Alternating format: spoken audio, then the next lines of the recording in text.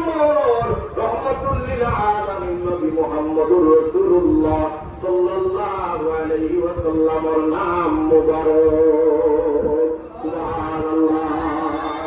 এই নামটা মুহাম্মদুর রাসূলুল্লাহ, লা ইলাহা ইল্লাল্লাহ মুহাম্মাদুর রাসূলুল্লাহ। লা ইলাহা ইল্লাল্লাহ লিখতে সময় লাগে 12টা হরফ, হলো না? 12টা হরফ। মুহাম্মাদুর রাসূলুল্লাহ লিখতে লাগে আরো 12টা হরফ। এই যে 12টা হরফ, এই 12টা হরফের মাঝে কি কোনো একটা হরফের মাঝে নোক্তা বাইতা না।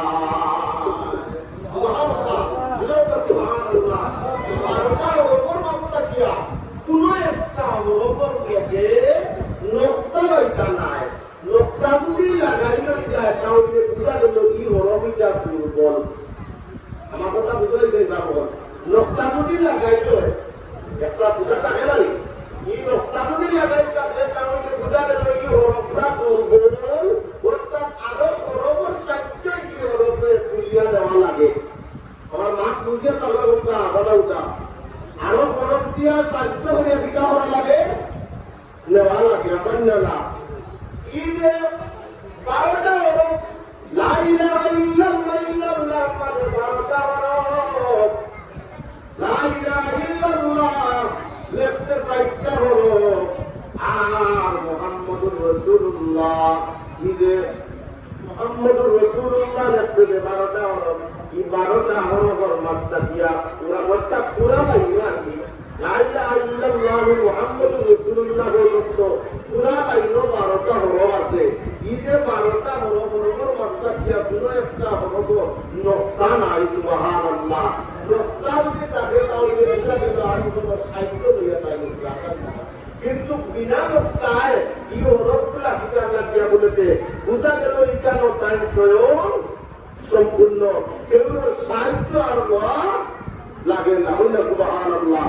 আল্লাহ পাক পরবর্তীকালে আমাদের এই যে এত সুন্দর করিয়া ইলাহা ইল্লাল্লাহ, লা ইলাহা ইল্লাল্লাহ ইগালোর মধ্যে কিতাব 12টা হরফ, আর মুহাম্মদুর রাসূলুল্লাহ মাঝে আরো 12টা হরফ। আল্লাহ পাক পরবর্তীকালে আলমে এত সুন্দর করিয়া মিসরারে মিলাইয়া লেখলা কিতাব লাগিয়া তুলেতে তানোর বন্ধু হাবিব মুহাম্মদুর রাসূলুল্লাহ সাল্লাল্লাহু আলাইহি ওয়াসাল্লাম তাই কোন সময় 400 লোকের আসল।